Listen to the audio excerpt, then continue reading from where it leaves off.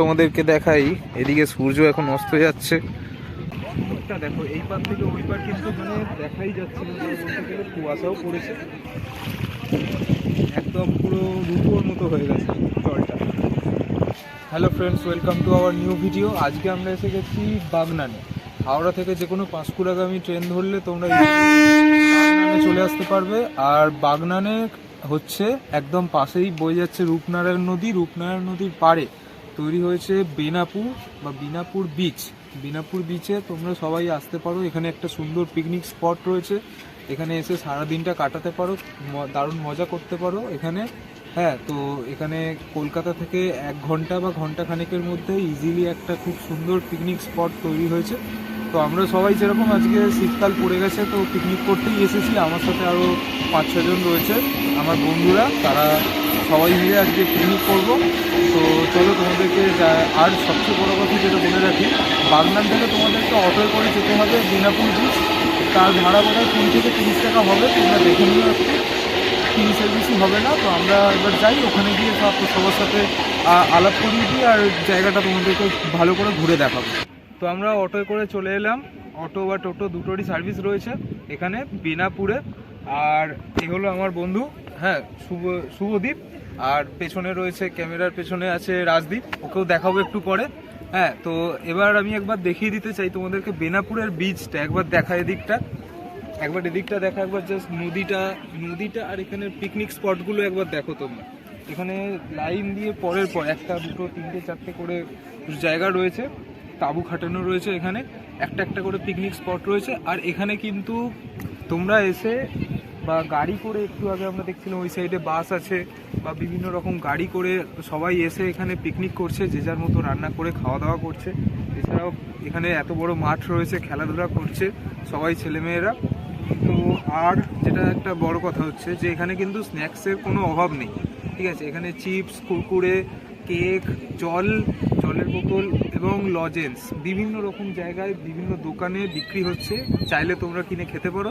এবার তোমাদেরকে যেটা দেখানোর জন্য যে নদীর পাড়টা, রূপনারায়ণ নদী, যেটা তোমাদেরকে বলেছিলাম যে রূপনারায়ণ নদীর পাড়েতে আমরা যাচ্ছি, বেনাপুর যে পিকনিক স্পটটা হয়েছে। এবার ওইখানটা আমি তোমাদেরকে একবার দেখাতে বলবো। জাস্ট একবার, সূর্য এখন পুরো মাথার ওপরে, হ্যাঁ, তো একবার জাস্ট তোমাদের নদীটা একবার দেখাবো। তো এই হলো রূপনারায়ণ নদী, তোমরা একবার দেখতে পাচ্ছ এখানে।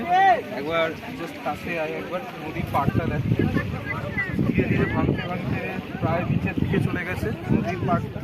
আর এই সাইডে অনেক নদীর পাড় ভেঙে গেছে, ছোটো ছোটো অবস্থায় রয়েছে নদীর পাড়টা। আর তোমরা যে নদীর একবার মুখটা দেখো, এই পার থেকে ওই পার কিন্তু মানে দেখাই যাচ্ছে না, বলতে গেলে কুয়াশাও পড়েছে। আর এই সাইডটা একদম পুরো মানে রূপোর মতো হয়ে গেছে, পুরো মানে রূপোর মতো জল করছে জলটা, নদীর জলটা। জানি না এটাই কোনো কারণ কিনা রূপনারায়ণের নাম হওয়াটার পেছনে। হ্যাঁ, তো একদম পুরো রূপোর মতো জলটা লাগছে। হ্যাঁ, জাস্ট নদীটা অপূর্ব লাগছে। আর নদীতে বিশাল ঢেউ দেখতে পাচ্ছি। জাস্ট ওইখানটা দেখো, একটা ছোট্ট, কি বলবো, এটা একটা বদ্বীপ, ছোটোখাটো একটা পাড়ই বলতে পারো তোমরা, ভেঙে প্রায় নিচের দিকে চলে গেছে। পাড়টা ভেঙে প্রায় নিচে জলের সাথে মিশে গেছে। এবার আমরা ওইখানটা যাই, একদম নদীটার কাছ থেকে দেখাবো তোমাদেরকে। তো আমি যেটা বললাম যে এরকম নদীর পাড়টা ভেঙে গেছে, প্রায় নদীর মধ্যে তলিয়ে গেছে প্রায় এরকম। এইখানে একটু রয়েছে, একদম পিছনে ওই সাইডটা একটু রয়েছে নদীর পাড়টা। তো এবার একটু নদীর পাড়ে যাওয়া যায়।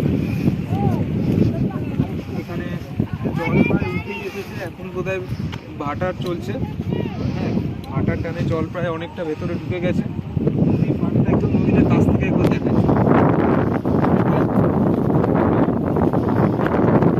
এবার স্রোতটা দেখো, নদীর স্রোতের আওয়াজটা দেখো একবার, তোমরা পাচ্ছ কিনা জানি না। হ্যাঁ, আমি নদীর স্রোতের আওয়াজটা কিন্তু পাচ্ছি, একটা করে ঢেউ আসছে আর একটা বিশাল হাওয়া। জলে যে রূপটা দেখো, মানে কাছ থেকে দেখানোর চেষ্টা করছি।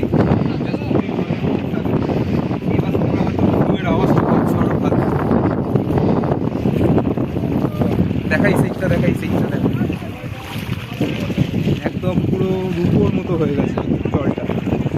আর নদীর আওয়াজটা দেখো তোমরা, নদীর স্রোতের আওয়াজটা দেখো, পাচ্ছ হয়তো তোমরা যে এখন বিশাল ঢেউ চলছে। তো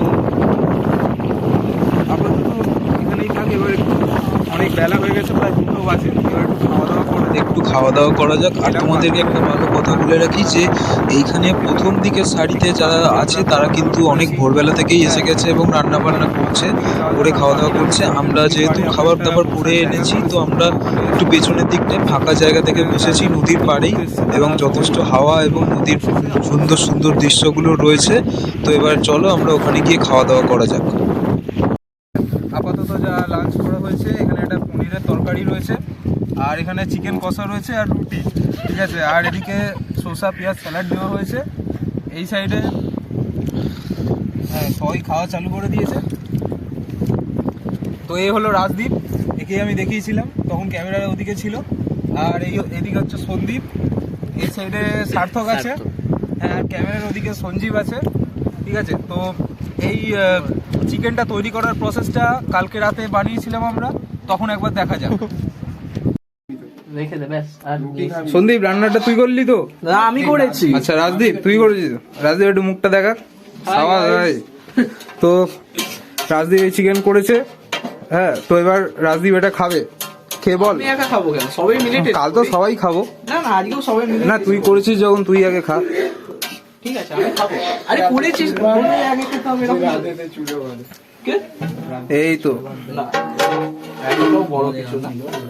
হ্যাঁ এই দুজন মিলে রান্নাটা করেছে। আয় একসাথে নেমে দাঁড়া। ও চ ঠিক আছে, তো এবার খাওয়া দাওয়া হবে, খেয়ে দেখ বল কেমন করলি ভাই, তুই তো বানালি। আরে ভাই আমি করলাম, আমি বলবো কেমন হয়েছে, এটা তো ঠিক না। না তুই একটু খেয়ে দেখ। আচ্ছা ঠিক আছে, চ আমি দেখি একটু। তো এরা দুজন বানিয়েছে, এবার আমি একটু টেস্ট করে দেখি। কাল তো অবশ্যই খাবো এটা পুরোটা, তার আগে একটুখানি এরা যখন বানিয়েছে একটু সেলিব্রেট হয়ে যাক।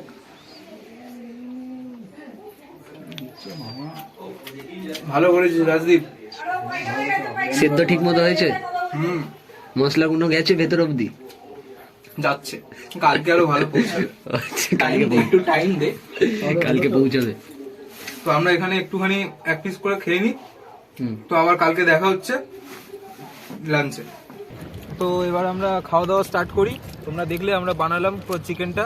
তো সৌদীপ খাওয়া চালু করেছে, বল কেমন করলি? খুব ভালো রান্না করেছে ছেলে। এও কালকে এসেছিল কিন্তু রান্না করতে, বেরিয়ে গেছিল তাড়াতাড়ি করে। Thank you. হ্যাঁ তো রাজদীপ বল, এদিকে তাকা। বলতে হবে বল তুই বানালি কালকে চিকেনটা, বল কেমন লাগছে? জোরে হাততালি রাজদীপের হ্যাঁ জন্য। রাজদীপ একা বানিয়েছে কিন্তু দায়িত্ব নিয়ে পুরোটাই। হ্যাঁ তো সন্দীপও হেল্প করেছে, সন্দীপ বলছে না। তো ঠিক আছে, এবার আমরা এই মোটামুটি খাওয়া দাওয়া আছে, তো এবার আমরা খাওয়া দাওয়াটা খাই, তারপরে আবার বিকেলবেলা দেখা হচ্ছে। তো মোটামুটি আমাদের এখানে খাওয়া দাওয়া কমপ্লিট। এবার আমরা এদিকে বল এনেছিলাম, ফুটবল, তো এদিকে খেলা হচ্ছে। তো আর তোমাদেরকে দেখাই, এদিকে সূর্য এখন অস্ত যাচ্ছে।